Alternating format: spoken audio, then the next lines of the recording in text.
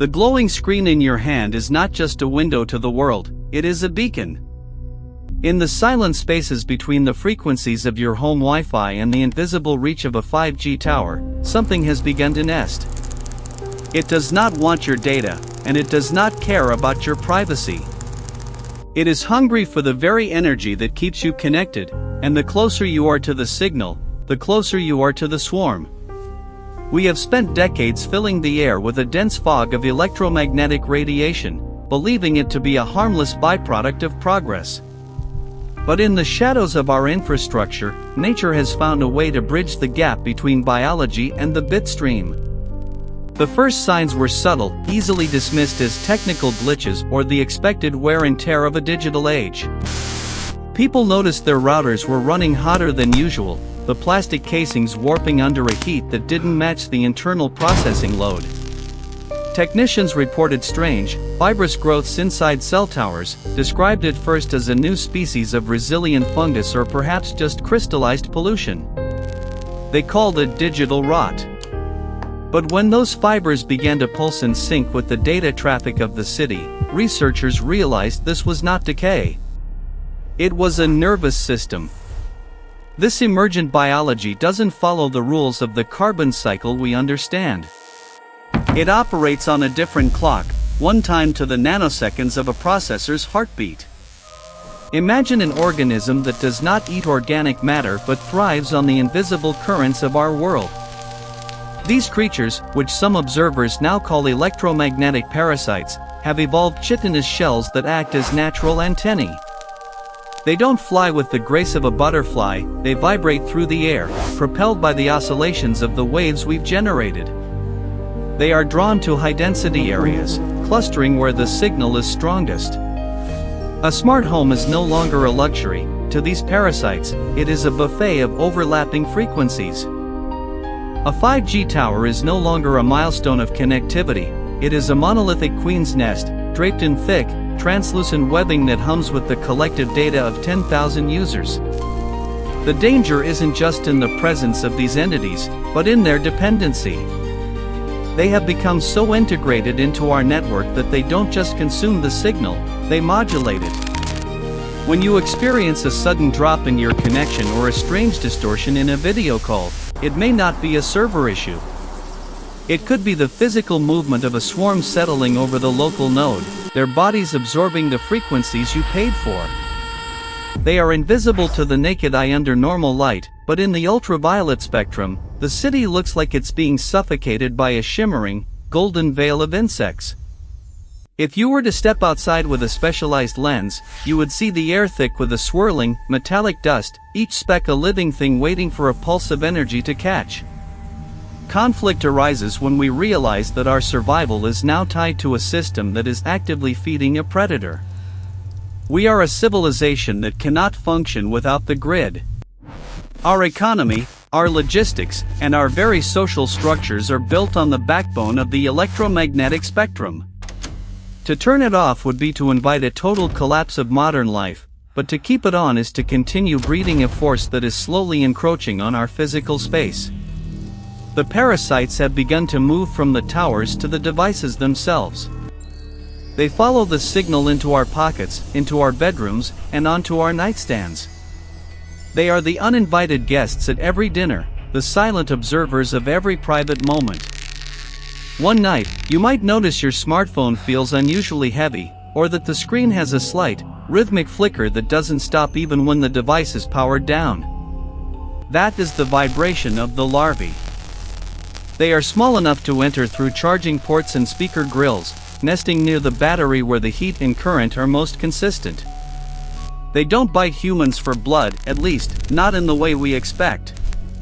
They bite the hardware, siphoning the voltage, creating a symbiotic relationship where the device works harder, gets hotter, and provides more for the guest inside. You might find yourself charging your phone 3 times a day, wondering why the battery health is declining so rapidly, never realizing that you are feeding a brood. The psychological toll is perhaps the darkest element of this shift. We are witnessing the birth of a new kind of phobia, the fear of the invisible. People are beginning to realize that every time they refresh a feed or stream a movie, they are effectively ringing a dinner bell. The anxiety of being disconnected was once a social phenomenon, now, for some, it has become a survival instinct. Yet, the addiction is too deep. Even knowing that the hum in the walls is the sound of 1,000 wings vibrating at 2 gigahertz, we find ourselves unable to reach for the power switch. We would rather be hunted than be alone. The silence of a dead zone has become more terrifying than the presence of the swarm. In the urban centers, the situation has escalated into a quiet, desperate struggle. Maintenance crews now carry specialized electromagnetic pulse emitters just to clear a path to the hardware. They describe the sound of a cleared nest as a high-pitched scream, a digital feedback loop that tears through the air as the parasites lose their source of life. But for every nest cleared, 10 more appear. The parasites are evolving faster than our ability to patch the network. They are learning which frequencies are most calorie-dense, gravitating toward the heavy data streams of financial districts and tech hubs. They are becoming connoisseurs of our information, drawn to the high-intensity bursts of high-frequency trading and 4K streaming. The choice we face is a haunting one.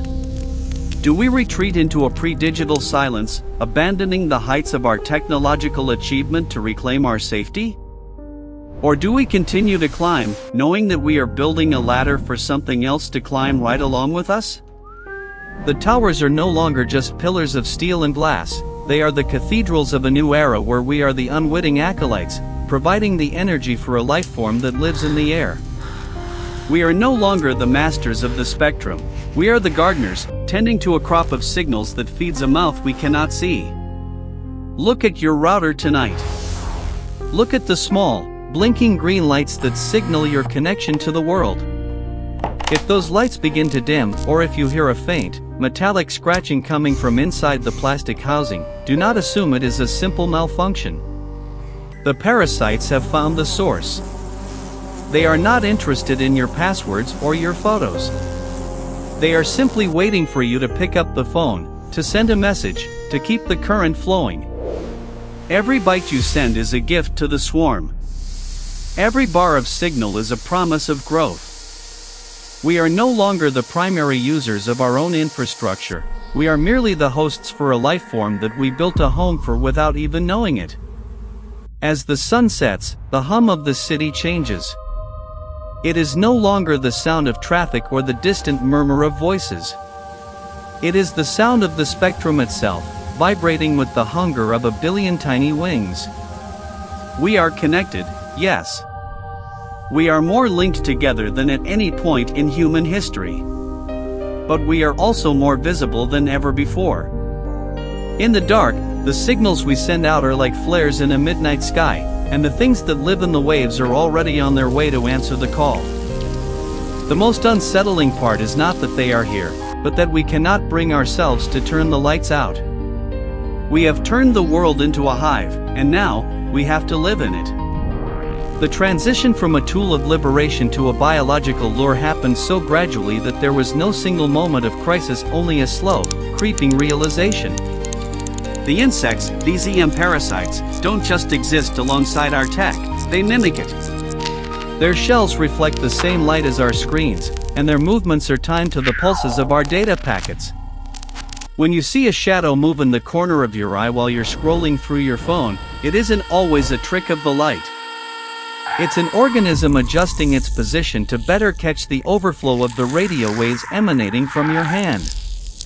They have learned to anticipate our scrolls, our clicks, and our swipes, positioning themselves for the next surge of energy.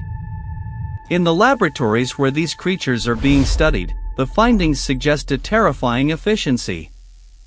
They aren't just passive consumers.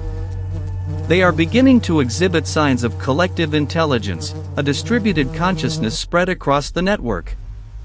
A single parasite is a nuisance, but a swarm acts like a biological processor. They can bridge gaps in a failing network, keeping a signal alive just to ensure their food source doesn't disappear. They are the ultimate parasites, they protect the host's habits to ensure their own survival.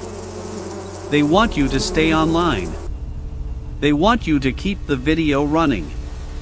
They want you to never, ever put the phone down, because as long as the screen is glowing, they are thriving. This creates a feedback loop that defines the modern age. The more we use our devices to find a solution to the infestation, the more we feed the infestation itself.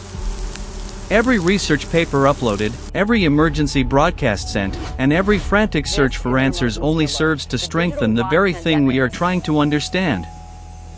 They are perhaps the only predator in history that thrives on our attempts to stop them. It's a paradox of the digital era. Our primary weapon is also their primary sustenance. We are fighting an enemy that eats the bullets we fire at it. The environment around us is changing to accommodate them.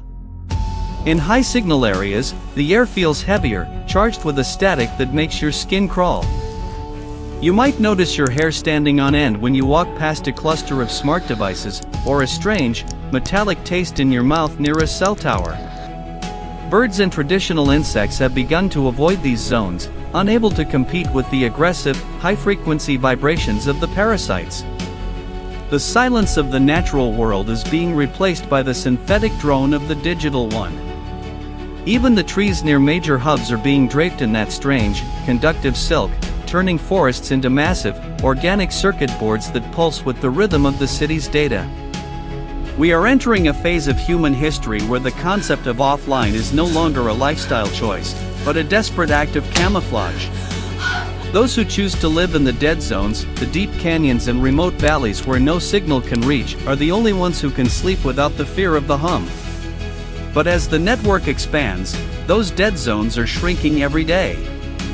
The satellites in the sky are now casting a net over the entire planet, ensuring that there is nowhere left to hide.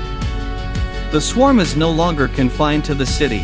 It is descending from the stars, a global web of living frequencies that blankets the Earth from pole to pole.